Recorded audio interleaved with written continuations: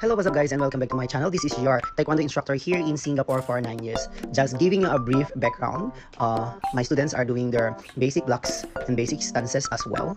And just to share with you guys, this is my part 2, sharing my experience working here in Singapore.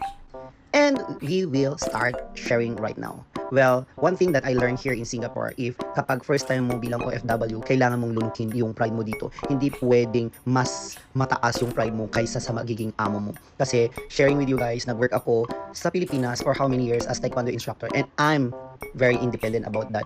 And just to share with you, dahil sa ugali na meron ako masyadong ma-pride, muntik na po ako ma-terminate at mapauwi sa Pilipinas dahil lang doon. Actually, napagalitan kasi ako at nasigawan ako sa harap ng mga parents at sa harap ng mga estudyante ko.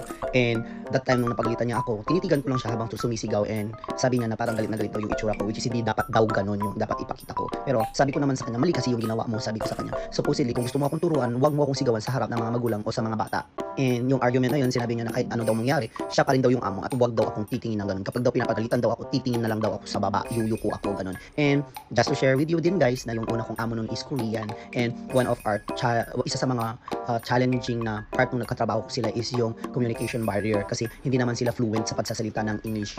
And meron pa siyang asawa noon na Singaporean na hindi naman din fluent yung pag-i-English niya kasi Chinese din siya. And then one more thing is yung English niya is British accent, which is ibang-iba yung accent na meron tayo sa Pilipinas, okay? And way back doon sa muntik na ako ma-terminate guys, 3 months pa lang, muntik na talaga ako ma-terminate. And binigyan naman ako ng chance, sinabi nila sa akin na yung skills ko daw magaling, wala daw siyang masasabi. And then sa 3 months na tinuturuan niya ako, ang dami daw skills na nakikitaan ako.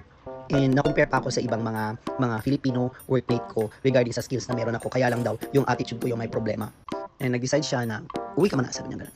Pag-isipan mo, kung anong, mag-decide ka bukas, kung anong plano mo, kung uuwi ka, or babaguhin mo yung ugali mo. And syempre, ma-pride tayo guys, nag-resign na ako sa Pilipinas, and then ayoko naman na may sabihin din sa akin na bakit ako bumalik ka agad. I give my resignation letter, and syempre, magtataka din yung mga tao na 3 months pa lang, umuwi na siya. Ibig sabihin, hindi niya nakayanan yung trabaho doon sa ibang bansa. And dahil sa ma-pride ako, linunok ko talaga guys, sabi ko, magbabago po ako. Sinabi ko sa kanila, and then they give me the chance, actually. And then, thankful din ako sa unang job ko kasi dito ko talaga natutunan lahat kung paano magturo ng mabuti. I learned a lot of things na mahasa palalo yung skills na meron ako, especially teaching special needs, toddlers, yun. And then different kind of knowledge and skills na nag-gain ko talaga. Kaya thankful din naman ako kahit sobrang stricto yung amo ko.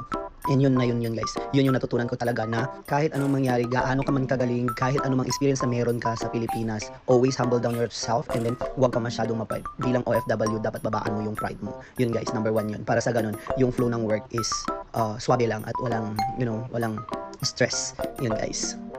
Hanggang dito na lang muna guys ang aking pag-share ng aking experience dito sa Singapore. Hope you enjoy, and see you to my next uploaded videos. Please don't forget to subscribe, like, and share my videos. See you to my next uploaded videos. See ya, and thank you, mama.